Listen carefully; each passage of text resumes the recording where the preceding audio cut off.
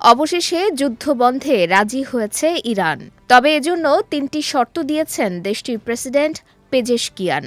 Russia ও পাকিস্তানের নেতাদের সঙ্গে আলোচনার সময় এই ৩ শর্ত দেয়া হয় এবং শর্ত থেকে অনড় অবস্থানের কথাও জানিয়ে দিয়েছে তেহরান।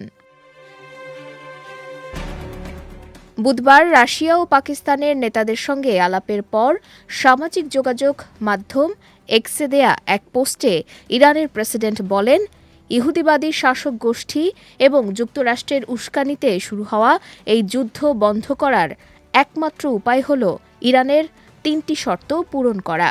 সেগুলো হলো ইরানের বৈধ অধিকারের স্বীকৃতি, সাম্প্রতিক হামলায় ইরানের যে ক্ষতি হয়েছে সেই ক্ষতিপূরণ প্রদান, ভবিষ্যতে আগ্রাসন না চালানোর বিষয়ে আন্তর্জাতিক নিশ্চয়তা।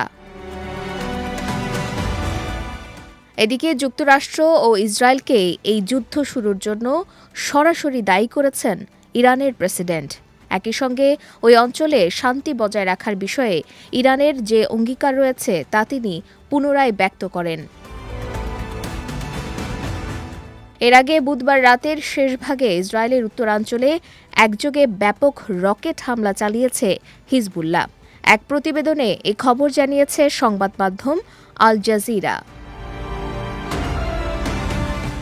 আল জাজিরার সংবাদ প্রতিবেদক লেবানন সীমান্ত থেকে পাওয়া তথ্যের বরাতে জানিয়েছে, হিজবুল্লাহ গত কয়েক মিনিটের ব্যবধানে অন্তত ৩টি বড় ধরনের এক ঝাঁক রকেট নিক্ষেপ করেছে। ইসরায়েলি সংবাদ মাধ্যমগুলোর দাবি অনুযায়ী লেবানন থেকে অন্তত ১০০টি রকেট ছোড়া হয়েছে। এই হামলার তীব্রতা এতই বেশি যে উত্তর ইসরায়েলের আকাশ কার্যত অগ্নিগর্ভ হয়ে উঠেছে। ইসরায়েলের সেনাবাহিনী উত্তরাঞ্চলের বাসিন্দাদের জন্য জরুরি সতর্কতা জারি করেছে এবং সবাইকে দ্রুত বোম শেল্টার বা নিরাপদ আশ্রয়ে যাওয়ার নির্দেশ দিয়েছে। কিরিয়াত শমনা এবং গুরুত্বপূর্ণ বন্দর নগরী হাইফার আকাশ বাতাস কাঁপিয়ে বিকট বিস্ফোরণের শব্দ পাওয়া যাচ্ছে বলে জানিয়েছে আল জাজিরার প্রতিবেদক। এছাড়া ইসরায়েলের শহরগুলোতে অনবরত বিমান হামলার সাইরেন বাজছে, যা জনমনে চরম আতঙ্ক সৃষ্টি করেছে। বিজয় টিভি নিউজ ডেস্ক।